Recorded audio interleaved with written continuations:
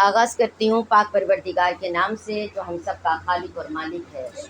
میرا وہ پاک پروردگار جو ہم سب کا خالق ہے، ہم سب کا مالک ہے، ہم سب پہ رحم کرنے والا ہے، وہ پروردگار ہے جو ہمارے عیبوں کو ڈھانپ لیتا ہے، ساتر العیوب ہے اور غافر الذنوب ہے، ہمارے گناہوں کی بخشش کرنے والا ہے، ذل جلال والاکرام ہے، عزت و توقیر والا ہے، پروردگار کریم ہے، پروردگار مجید ہے۔ میرا پاک پروردگار جس نے ہمیں بے انتہا نعمتوں سے نوازا، ان نعمتوں میں سے ایک نعمت اور بہت بڑی نعمت یہ ہے کہ ہم سب مل کر بیٹھتے ہیں اور ذکر الہی کرتے ہیں، اللہ کا ذکر اور اللہ والوں کا ذکر کرتے ہیں۔ یہ اس کا انتہائی کرم ہے، کیونکہ انفرادی عبادات کی اپنی اہمیت ہوتی ہے، لیکن جو اجتماعی عبادات ہیں وہ پروردگار کو بہت پسند ہے۔ کیوں پسند ہے؟ اس لیے کہ اللہ تعالیٰ انفرادی فائدے کو پسند نہیں کرتا جتنا اجتماعی کو پسند کرتا ہے، اور اجتماعی عبادت ذریعہ بنتا ہے اجتماعی مفادات کا۔ جب لوگ مل کر بیٹھیں گے، جب اجتماع ہوگا، وہ ایک دوسرے سے واقف ہوں گے، ایک دوسرے کے دکھ سکھ کو سمجھیں گے اور ایک دوسرے کے ساتھ غمی اور خوشی میں شریک ہوں گے، اور نہ فقط یہ کہ تماشا دیکھنے والوں کی طرح فقط شریک ہوں گے، بلکہ اگر کوئی غمگین ہوگا تو اس کے غم کو کم کرنے کی کوشش کرے گا، اور اگر کوئی خوش ہوگا تو اس کی خوشی کو بڑھانے کی کوشش کرے گا اور اس کی خوشی کو دوبالا کرے گا۔ صلوات بھیجیے۔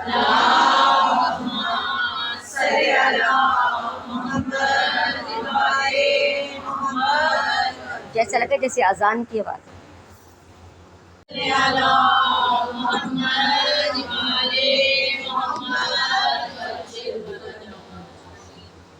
تو مومنات، پروردگار جو ہم سے اس قدر محبت کرتا ہے اور اس نے ہمارے لیے یہ مواقع فراہم کیے ہیں، تو کس لیے کہ ہم اپنے ہر غم اور خوشی میں دوسروں کو بھی شریک کریں، اور فقط اپنی خوشی کو اپنی نہ سمجھیں اور اپنے غم کو بھی اپنوں کے ساتھ بانٹ لیں، کیونکہ انسان کا دل مضبوط ہوتا ہے جب کوئی دوسراہٹ والا ہو، جب کوئی سننے والا ہو۔ آپ نے دیکھا ہے کتنا زیادہ یہ چیز ہمارے ہاں بیماریاں بڑھ گئی ہیں، دل کی بیماریاں۔ کوئی وقت ہوتا تھا، کوئی رشتے ہوا کرتے تھے جب ایک دوسرے سے کہہ سن لیتے تھے تو دل پر وہ بوجھ نہیں ہوتا تھا۔ یہ ناگوار باتیں جو ہماری زندگیوں میں ہوتی ہیں، جب ہم کسی کو کہہ نہیں سکتے، کیونکہ اب وہ وقت ہے کسی کو کہیں تو وہ بات وہاں تک رہتی نہیں ہے، اس لیے انسان سوچتا ہے بہتر ہے ہم کسی کو نہ کہیں۔ جب ہم کسی کو نہیں کہتے پھر ہم خود سوچتے رہتے ہیں، جب سوچتے رہتے ہیں تو وہ چیز ہمارے اندر ایک ابال پیدا کرتی ہے، ایک تپش پیدا ہوتی ہے، ایک گرمی پیدا ہوتی ہے جو ہمارے خون کو ابالتی ہے۔ پھر کہتے ہیں یہ بی پی ہائی ہو گیا، تو وہ کس چیز سے ہوا؟ وہ ہماری پریشان کن سوچوں سے ہوتا ہے، ناگوار غم زدہ سوچوں سے ہوتا ہے، اور ہم وہ لوگ ہیں جو ان چیزوں کو سنبھال کر رکھتے ہیں۔ مجھے بتائیں، اگر کسی کے گھر میں کوڑا ہوگا وہ اس کو سنبھال کر اسٹور میں رکھے گا یا باہر پھینکے گا؟ باہر پھینکے گا۔ یہ ناگوار باتیں، یہ اذیت دینے والی یادیں، یہ ہمارے لیے کوڑا کرکٹ ہونی چاہیے تاکہ ہم انہیں اٹھا کر باہر پھینک دیں، بجائے اس کے ہم نے دل کے نہاں خانوں میں اس کو چھپا کے رکھا ہوتا ہے۔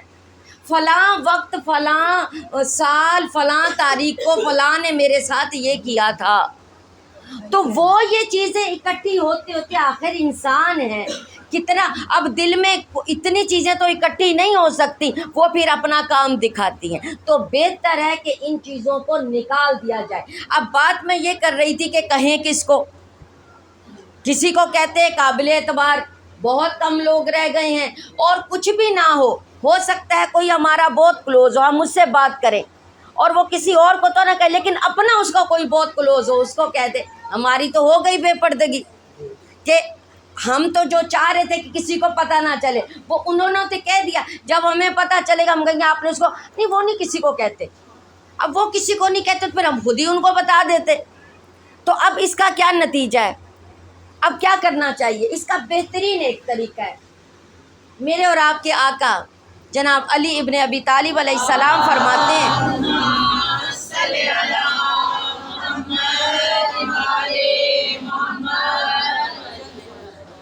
جو سجدوں میں روتے ہیں انہیں کسی کے سامنے رونا نہیں پڑتا، اس لیے جو بات کہنی ہے اللہ تعالیٰ سے کہہ دیں، سجدے میں جائیں، کیونکہ ایک تو واجب سجدے ظاہر جو نماز کے ہیں وہ بھی طویل کیے جا سکتے ہیں، لیکن اس کے علاوہ بھی سجدے کر سکتے ہیں۔ آج جن کی شب شہادت ہے ان کا نام، ان کا جو لقب ہے سید الساجدین ہے، تو کیا وہ نماز کے سجدے اتنے طویل؟ وہ سجدے کیا کرتے تھے، سجدہ گزار تھے، یعنی نفلی سجدے، آپ مستحب سجدے جتنے بھی کریں۔ اب کوئی بات کہنی ہے، ہمارا جی چاہ رہا ہے، دل بہت بھر گیا ہے، اب کسی کو تو یہ کہیں نا، ہاں ہم کس کو کہیں؟ اور سب سے پہلے تو بیٹیاں سوچ رہی ہوتی ہیں ماں ہوتی نا تو پھر اس کو کہتے ہیں، یعنی ماں کو زندہ بھی سکھ نہیں دیا، مرنے کے بعد بھی سکھ نہیں دیا، ذرا دکھ ملتا ہے کہتے ہیں ماں ہوتی تو ماں کو کہتے۔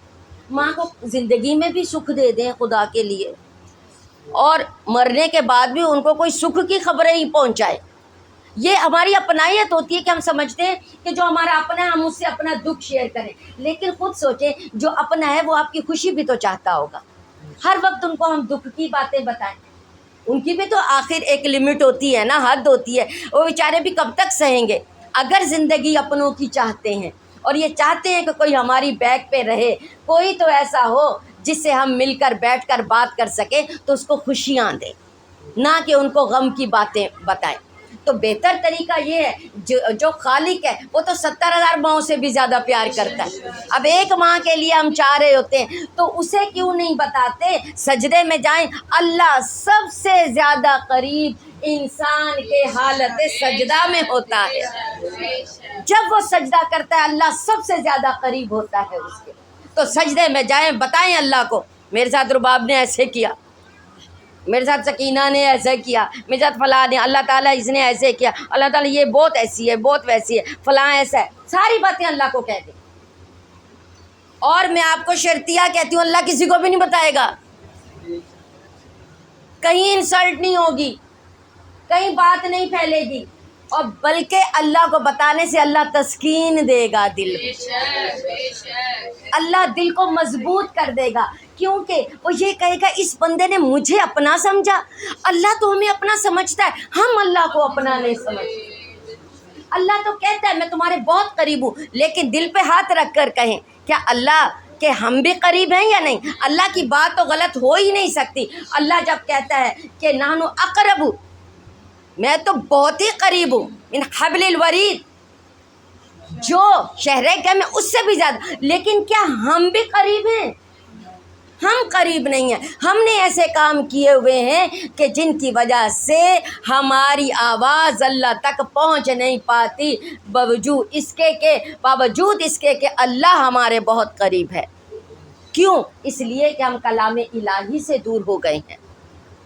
ہم نے صرف یہ سوچا ہے کہ جب کوئی ڈیتھ ہو جاتی ہے یا کوئی نیا گھر بنا لیتا ہے تو قرآن خوانی کرا لو بس، یا ماہ رمضان آ جائے تو قرآن پڑھ لے۔ قرآن لائحہ عمل ہے، قرآن ہماری زندگی کو گزارنے کے طریقے بتاتا ہے۔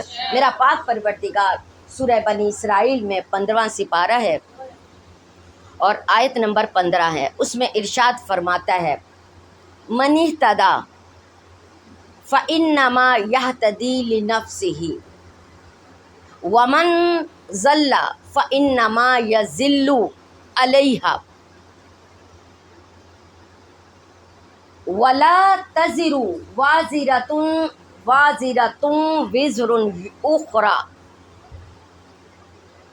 میرا پاک پروردگار یہاں پر ارشاد فرماتا ہے من اہتدی، جس نے ہدایت کی راہ اختیار کی، ومن یہتدی لنفسہ، تو وہ اپنے لیے ہدایت پر گیا، کسی پر تو کوئی احسان نہیں ہے۔ اگر ہم نے ہدایت کی راہ چنی ہے تو اس کا فائدہ کس کو ہے؟ سب سے پہلے ہمارے نفس کو ہے فائدہ۔ اب میں نماز ادا کر رہی ہوں، میں مجلس پڑھ رہی ہوں، میں تسبیح کر رہی ہوں، تو فائدہ کس کو ہے؟ کیا یہ میں آپ کے نامہ اعمال میں لکھ رہی ہوں؟ تو اپنے، تو اس پر کیا فخر کرنا، اس پر کیا غرور کرنا، یا اس پر کسی کو کیا بتانا تم نماز نہیں پڑھتے، میں تو 5 وقت کے، ہم تو اس وقت کے نماز پڑھ رہے ہیں جب ابھی ہم پہ واجب بھی نہیں تھی۔ تو ان باتوں کا کسی کو موٹیویشن دینے کے لیے ضرور کہنا چاہیے بچوں کو کہ آپ جتنے ہو نا بچے، ہم اس عمر میں 5 وقت کی نماز ادا کرتے تھے۔ تو یہ تو پتہ چلتا ہے کہ بچوں کو کہا جا رہا ہے، لیکن کسی پر اعتراض کرتے ہوئے اگر ہم یہ کہیں گے تو ہم اسے اپنی طرف نہیں، اللہ کی طرف لے جانے کی بجائے اللہ سے دور کرنے والے بنیں گے۔ تو بہتر ہے بہت محبت سے تذکرہ کیا جائے، بتایا جائے، اور اللہ کہہ رہے ہیں اگر تم ہو ہدایت کی راہ پہ تو اپنے لیے ہو، کسی کے لیے تو نہیں ہو۔ اور اسی طرح پروردگار آگے فرماتا ہے کہ جو ومن ضلع، اور جو گمراہی کے راستے پہ ہے، فَإِنَّمَا يَضِلُّ علیہ، تو وہ اپنے لیے ہی ہے اس پر۔ اس کے بعد پروردگار کیا کہتا ہے؟ وَلَا تَزِرُ وَازِرَةٌ، اور نہیں اٹھائے گا وازرتن بوجھ، وزر اخرى، کوئی بھی دوسرے کا بوجھ نہیں اٹھائے گا۔ اس کے بعد پروردگار کہتا ہے وما کننا معذبین، اور نہیں ہوں گے کوئی عذاب والے، حتی نبعث رسولا، یہاں تک کہ ہم اس کے پاس رسول نہ بھیج دیں، اس کے علاوہ نہیں ہم اس پر عذاب دیں گے جب تک ہم اس کے پاس سمجھانے والا نہ بھیج دیں، جب تک اپنا پیغام لے جانے والا نہ بھیج دیں جو اس کو یہ بتائے کہ تمہاری ذمہ داریاں کیا ہیں۔ اب اس سے زیادہ اللہ کا رحم ہم پر کیا ہوگا؟ وہ اچانک نہیں کہہ دیتا، جس طرح ہم اکثر کہہ دیتے نا، کیوں آپ کو نہیں پتہ، اتنے تو بڑا، یہ تو کوئی بات نہیں، آپ کو اس بات کا پتہ نہیں ہے، سب کو پتہ ہوتا ہے۔ ایسی بات نہیں ہے۔ اگر کسی کے کوئی اصول ہو تو وہ پہلے اپنے اصول بتا دیتا ہے کہ میرے یہ اصول ہیں، میرے گھر کا یہ طور طریقہ ہے۔ جیسے اکثر کہہ دیا جاتا ہے، بہوؤں کو، بیٹیوں کو بھی اکثر کہہ دیتی ہیں مائیں، تمہیں نہیں پتہ کہ ہم یہ کرتے ہوتے ہیں۔ بھئی بچے بڑے ہونے سے ان کو عقلیں تھوڑی آتی ہیں، صرف قد بڑا ہو جانے سے یا عمر بڑھ جانے سے نہیں، یہ تربیت سے آتا ہے۔ جب تک سمجھائیں گے نہیں، جب تک بتائیں گے نہیں، تب تک کیسے پتہ چلے گا؟ تو پروردگار یہاں پہ ارشاد فرماتا ہے، یہاں پر 4 اصول اللہ تعالیٰ نے بتائے ہیں حساب اور جزا کے، 4 اصول بتا دیے۔ جو ہدایت کی راہ پہ ہوگا وہ اپنے لیے ہے، وہ یہ نہ کہے میں تو جی دوسروں کو ہدایت کرتا پھر رہا ہوں، وہ بھی اپنے ہی نامہ اعمال میں، کیونکہ کوئی اچھا کرتا ہے اور اس کی بات سن کر کوئی اچھا کرتا ہے تو اپنا کی اچھا ہے، وہ بھی اپنے نامہ اعمال میں، جو دوسرا کرتا ہے اس کا اجر اس کو بھی ملے گا مگر بتانے والے کو بھی ملے گا۔ تو فائدہ تو ہم نے اپنا کیا، ہم نے کسی کا کیا فائدہ کیا اگر کسی کو اچھی بات بتائی بھی تو۔ دوسری بات، اگر کوئی برا کرتا ہے تو برا کرنے والا بھی کیا کرتا ہے؟ وہ اپنے لیے برا کرتا ہے، کیونکہ وہ کیا ہوگا، جس طرح اچھائی دوسرے کی بھی پہنچے گی اسی طرح برائی بھی اس طرح سے پہنچے گی کہ اگر ہماری وجہ سے کوئی برا کرنے لگ جائے، لیکن اگر کوئی یہ سمجھے کہ دیکھا بچہ ایسا پیدا ہوا ہے، والدین کی سزا ملی ہے بچے کو، یہ بات بہت غلط ہوتی ہے جو اکثر لوگ کہتے ہیں۔ اللہ تعالیٰ ایسا نہیں کرتا، جو گمراہ ہوا وہ اپنے لیے ہوا، ہاں اس نے کسی کو گمراہ کیا تو پھر اس کے گناہ میں اس کا حصہ ہوگا، اسی طرح کسی کو ہدایت دینے میں حصہ ہوا تو اس میں حصہ ہوگا۔ تیسرا اصول جو ہے کہ کوئی کسی کا بوجھ نہیں اٹھائے گا، کوئی کسی کے حصے کا جرم نہیں سہے گا، جس نے جو کیا وہ وہی بھگتے گا۔ ہاں اس میں یہ آتا ہے جو میں نے والدین والی بات بتائی، ہاں جی والدین کی غلطیاں تھی جو اولاد بھگت رہی ہے، یا پھر اولاد غلط کر دے گی تو وہ جو ہے والدین بھگتیں گے، نہیں ایسا کچھ نہیں ہے، بلکہ کیا ہے کہ جو بھی غلط کرے گا جس کا بوجھ ہوگا اس کو اٹھانا ہوگا۔ اس میں یہ چیز آتی ہے کہ دیکھیں ایک علاقے پر قوم لوط تھی، وہاں پر عذاب نازل ہوا، جب وہاں پر عذاب نازل ہوا تو ایک گھر بچ گیا، ایک گھر تھا جو ایمان والا گھر تھا۔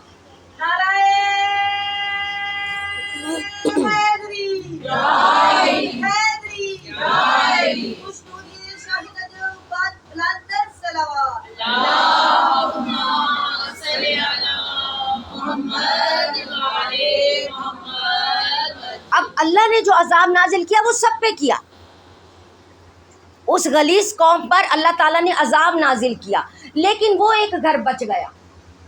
اب سب پر عذاب آیا تھا نا، وہ بھی عذاب میں مبتلا ہو جاتے، لیکن نہیں، کیونکہ وہ ایمان والا گھرانہ تھا، وہ ایمان لائے تھے، اللہ تعالیٰ نے اس گھرانے کو بچا لیا. تو کوئی کسی کا بوجھ نہیں اٹھائے گا، کسی کا گناہ جو ہے وہ کسی کے اوپر نہیں ہوگا. ہر ایک نے، جس طرح کہتے ہیں نہیں آپ کرو، ہم اب جیسے کرسچینٹی میں یہ ایک ہے، خیال کیا جاتا ہے، ان لوگوں میں یہ ایک سمجھا جاتا ہے کہ ایسا ہے کہ ہمارے حصے کا جو ہے وہ کرائسٹ چونکہ سولی چڑھ گئے ہیں تو ہمارے گناہ انہوں نے اپنے سر لے لیے. تو اسی طرح کی کچھ چیزیں جو ہیں ہمارے ہاں بھی کرتے ہیں کہ کیا ہے جی وہ امام نے اتنی قربانی دے دی ہے، اتنا کچھ ہو گیا تو بس ٹھیک ہے، انہوں نے اتنی قربانی جو دی ہے. بابا وہ قربانی تو اس لیے دی ہے تاکہ ہمارے لیے ہدایت کا راستہ ہمیشہ کھلا رہے، کوئی ہدایت کی راہ کو کھوٹا نہ کر سکے، اس پر گرد نہ جم سکے. ایسا خون کا دریا بہا دیا کہ کسی کی جرت نہیں ہے کہ اس کو پار کر سکے، اس کو چھپا سکے، کیونکہ بے گناہ خون کبھی چھپتا نہیں ہے. تو اسی لیے پروردگار نے کہا ہے آگے، وَمَا كُنَّا مُعَذِّبِينَ، کوئی عذاب لینے والا نہیں ہوگا، حَتَّى نَبْعَثَ، یہاں تک کہ ہم بھیجیں رسولہ، کوئی رسول، کوئی بتانے والا. جب تک ہم نہ بھیجیں تب تک ہم عذاب نہیں کرتے، یعنی پہلے ہم بتاتے ہیں. تو اللہ تعالیٰ نے ہمیں بتا دیا، آخری نبی آ چکے، انہوں نے کتاب جو ان پہ نازل ہوئی ہمیں دکھا دی، ہمیں بتا دی، ہر گھر میں موجود ہے. اور اگر اس سے کوئی ہدایت حاصل نہیں کرتا، وہاں سے کوئی رہنمائی نہیں لیتا، تو پھر وہ خود قصوروار ہے، کوئی اور نہیں ہے. ہاں جو اللہ کے نیک بندے ہوتے ہیں، جنہیں یہ سارے ادراک ہوتے ہیں، جنہیں یہ پتہ ہوتا ہے یہ چار سزا کے، حساب کے، جزا کے جو اصولوں کو، جو احکامات کو سمجھتے ہیں، وہ یہ کوشش ضرور کرتے ہیں جہاں اپنا بھلا ہو رہا ہے وہ خلق خدا کا بھی بھلا کرے. یہی وہ وجہ تھی، یہی وہ اصول ہے جو قیام حسین کا اصول تھا. جب پوچھا گیا تھا کہ حسین آپ کیوں جا رہے ہیں، آپ کس لیے مدینے کو چھوڑ کر جا رہے ہیں، تو کہا تھا، کیا کہا تھا میرے حسین نے، کیا کہا تھا جانتے ہیں؟ کیا کہا تھا انہوں نے جب وہ جانے لگے تھے؟ تو انہوں نے کیا کہا تھا، میں کس لیے جا رہا ہوں. انہوں نے کہا تھا کہ میں یزید کو ٹھیک کرنے جا رہا ہوں. غلط تو یزید تھا نا، غلط تو یزید تھا، ایسے ہی تھا، وہ حکمران غلط تھا. انہوں نے کہا کہ میں یزید کو ٹھیک کرنے جا رہا ہوں، نہیں، انہوں نے کیا کہا کہ میں امت مسلمہ کی اصلاح کے لیے جا رہا ہوں.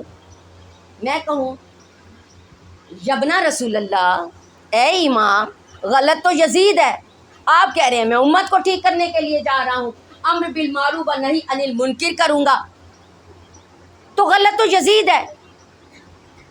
تو بتا دیا انہوں نے اپنے عمل سے کہ یزید اس وقت حکمران بنتے ہیں جب امت غلط ہوتی ہے، جب امت ہر غلطی کو برداشت کرتی ہے، ہر غلط کام کو برداشت کرتی ہے، انہیں احتجاج کے طریقے بھی نہیں آتے اور ڈر کر بیٹھ جاتے ہیں. پھر کوفہ والوں پہ کیا ملامت. آج کوئی بل پاس ہو جائے، کوئی آ کر بیٹھ جائے، کسی کو کوئی پرواہ نہیں، سب چھپ کے بیٹھو، آئے پکڑ کے لے جائیں گے. تو یزیدیت تو اب بھی ہے، کوفی تو اب بھی ہیں، تو کہاں گئی وہ حسینی کردار. تو آج تک ممبروں سے کیا سیکھا، سیاہ کپڑے پہننا، ماتم کرنا بے مقصد. اگر مقصد کے ساتھ یہ کیا ہوتا تو آج ہر جگہ پہ حسین حسین ہوتا اور حسینی کردار ہوتے. مولا حسین نے یہ نہیں کہا تھا کہ میں حکمران کو ٹھیک کرنے جا رہا ہوں، کہا تھا میں امت کو ٹھیک کرنے جا رہا ہوں، میں ان کی اصلاح کے لیے جا رہا ہوں. یہاں پر کیا ہوتا ہے، ایک دن اتنی مہنگائی ہو گئی، اگلے دن اتنی ہو گئی، تو اچھا مستقل ڈھونڈ رہے ہیں، اچھا کتنے، اب 50 روپے بڑھ گیا پیٹرول، اب اتنا بڑھ گیا، اچھا اب 100 روپیہ بڑھ گیا. تو کیا کرتے ہیں، یہ کوئی نہیں کرتا، اپنے پیٹرول کی جو سواری ہے اس کو لگا دے گھر پہ ایک سائڈ پہ، نہیں جاتے. مشی کرنے کے عادی ہیں ہم لوگ، چلے پیدل، لوکل پہ جائیں. نہیں، تکلیف بھی نہیں برداشت کرنی، تو تکلیف کے بغیر پھر کیا انسان کا کردار حسینی ہو سکتا ہے؟ بننا بھی حسینی ہے، تکلیف بھی برداشت نہیں کرنی ہے، پھر پتہ ہی کیا کرتے ہیں، کرتے یہ ہیں اچھا 12 بجے کے بعد قیمت یہ والی ہو جائے گی، وہ جا کے پیٹرول پمپ پہ لمبی لائنیں لگی ہوئی ہیں۔ یہ تو ہمارا حال ہے، بجائے احتجاج کرنے کے ہم کہتے ہیں ہمارا تو کام ہو جائے نا، بھئی آپ جاؤ نا، ہم نے تو یہ بھی کرنا، جاؤ پیٹرول وہ بھروا کے لاؤ۔ یہ نہیں تکلیف کریں گے کہ جہاں جانا ہے وہاں 2 گھنٹے پہلے روانہ ہو جائے، پیدل پہنچ جائے۔ کون سا ایسا مسئلہ ہے؟ کیا سید سجاد اور بی بی زینب کے لٹے ہوئے قافلے سے زیادہ مشکل سفر ہوتا ہے؟ اس سے بڑھ کر سفر ہے۔ تو کیا ان عزاداریوں کا فائدہ ہے اگر ان کے کردار سے کچھ نہیں لینا؟ ہم یہاں پر اکٹھے ہوئے ہیں، آج 24 محرم ہے، سید سجاد کی شہادت ہے، کل آج شب ہے، تو بتائیے اس مسافر سے کیا سیکھا، اس اسیر سے کیا سیکھا؟ اس سے بڑا نقصان کیا وہ کر سکتا تھا یزید؟ وہ حکمران اور کتنا نقصان کر سکتا تھا جتنا وہ کر چکا تھا؟ پھر چھپ جانا چاہیے تھا، چھپ جانا چاہیے تھا، نہیں، کس طرح سے وہ قافلے کو لے کر چلے۔ آپ جتنے بھی امام ہیں ہمارے 12 امام، ان میں دیکھیں سید سجاد سے بڑھ کر مشکل وقت کسی امام پہ نہیں تھا جب انہیں امامت ملی ہے۔ ایسا مشکل وقت، ایسا مشکل وقت، کہتے ہیں غشی کا عالم تھا، سیدہ زینب نے اٹھایا، سجاد اٹھو، سجاد اٹھو۔ ایک دم کہتے ہیں سید سجاد کی آنکھ کھلی، بخار کے عالم میں تھے، غشی کا عالم تھا، آنکھ کھلی، دیکھا بی بی کے کھلے ہوئے بال، فوراً آنکھ کھلی اور کہا چچا عباس کہاں پہ ہیں، بابا کہاں پہ ہیں؟ کھلے ہوئے بال پھوپھی کے دیکھ کر، بے ردائی دیکھ کر فوراً سوال کیا عباس کے بارے میں، کہاں ہے میرے چچا عباس؟ کہا سجاد اب تمہارے سوا کوئی مرد نہیں رہ گیا، اٹھو عباس، اٹھو سجاد اٹھو، اب کوئی نہیں رہا۔ اتنے میں دیکھا انہوں نے سید سجاد کو، انہوں نے کہا السلام علیکہ یا ابا عبداللہ الحسین۔ میری بی بی نے کہا سجاد کیا ہوا؟ کہا وہ سامنے دیکھے بابا کا سر نیزے پہ بلند ہوا، اسی وقت سجدہ شکر بجا لائے۔ اے میں قربان جاؤں، یہ وہ ہستی ہے، یہ وہ ہستی ہے جس نے ان جگہوں پہ سجدہ شکر ادا کیا جن مقامات پہ صبر کرنا مشکل تھا، وہاں پر میرے مولا نے صبر کیا۔ سید سجاد کسی عام ہستی کا نام نہیں ہے، یہ وہ ہستی ہیں، انہوں نے جیسی زندگی گزاری ہے ان جیسا غیور کوئی نہیں تھا۔ کہتے ہیں کہ جب قید ختم ہوئی اور سید سجاد قافلہ لے کر واپس پہنچتے ہیں تو دیکھا مدینے سے باہر اپنے خیمے لگوا دیے اور کہا بشیر ابن جزلم سے جاؤ اعلان کرو، کہو حسینی قافلہ واپس آ گیا۔ یہ سننا تھا جب یہ خبر فاطمہ صغرا کے کانوں میں آئی، فوراً گئی نانی ام سلمہ، دادی ام البنین، بابا کا قافلہ واپس آ گیا۔ کہتے ہیں پتہ چلا کہ مدینے کے باہر ہے، دوڑتی آئیں، جیسے آئیں تو پتہ چلا یہاں پہ خیمے لگے ہوئے ہیں، حیران ہوئی یہ سیاہ خیمے کیوں ہیں؟ یہ خیمے سیاہ کیوں ہیں؟ اب جانے لگی، سوچا دیکھتی ہوں، اندر جاتی ہوں، اندر جا کر دیکھا تو ساری بیویوں کے لباس سیاہ تھے، ڈھونڈ رہی تھی، سفید بال تھے، کہا نہیں یہاں میری ماں نہیں ہے، یہاں میری پھوپھیاں نہیں ہے، ڈھونڈتی رہی۔ کہتے ہیں اب ذہن میں آیا ہاں میری ماں وہ ہوگی جس کی گود میں ایک شیر خوار بچہ ہوگا۔ کوئی ایسی خاتون نظر نہ آئی۔ ایک خاتون نے پکڑ کے کہا سغرا کیا ڈھونڈتی ہے؟ کہا اصغر کہاں پہ اپنی ماں ڈھونڈ رہی تھی۔ سیدہ زینب نے گلے لگا کر کہا میں زینب ہوں۔ بی بی پریشان ہو کے باہر نکل آئی، نہیں نہیں یہ میرے نہیں ہو سکتے۔ اتنے میں باہر نکلی تو دیکھا خیمے کے باہر ایک بزرگ بیٹھا ہے۔ اس بزرگ نے دامن پکڑ لیا، کہا چھوڑ میرا دامن، جانتا نہیں ہے عباس کی بھتیجی ہوں، جانتا نہیں ہے حسین کی بیٹی ہوں۔ تب بھی جب دامن نہیں نہ چھوڑا تب جانتے ہیں کیا کہا، کیا دھمکی دی، کیا ڈراوا دیا، کہا جانتا نہیں ہے میں عابد سجاد جیسے غیور کی بہن ہوں۔ یہ کہنا تھا، سید سجاد نے دامن کو چھوڑ دیا، کہا زغرا میں ہی تیرا بھائی سجاد ہوں، اور تو نے کیا یاد دلایا، ہائے میری غیرت، ہائے سجاد۔ ہاں یہ وہی سجاد ہے، کہتے ہیں آج کی شب تھی بس آخری شب تھی، زہر مل چکا تھا، 22 محرم کو زہر ملا، میرے مولا تڑپ رہے تھے، وصیتیں کرنا شروع کر دی۔ جانتے ہیں وصیت کرتے ہوئے کیا کہا مجھے غسل کفن باقر تم دینا، غسل اور کفن کی وصیت کر دی، مجھے میرے چچا کے پہلو میں دفنانا، بس آخری جملے کہا میرے چچا کے پہلو میں دفنانا۔ اور پھر کہا باقر ایک بات کا دھیان کرنا، زیادہ لوگ اکٹھے نہ کرنا۔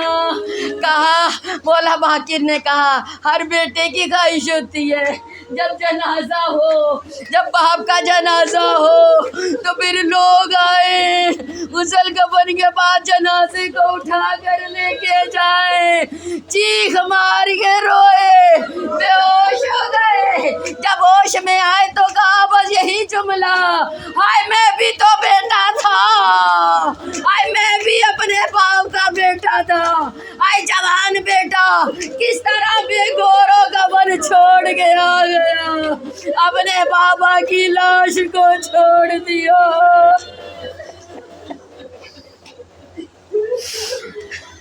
لعنت اللہ علی القوم الظالمین، لعنت اللہ علی القوم الفاسقین، لعنت اللہ علی القوم الکاذبین۔ السلام علی ابا عبداللہ الحسین، السلام علی علی ابن الحسین، السلام علی اولاد الحسین، السلام علی اصحاب الحسین۔ صلوات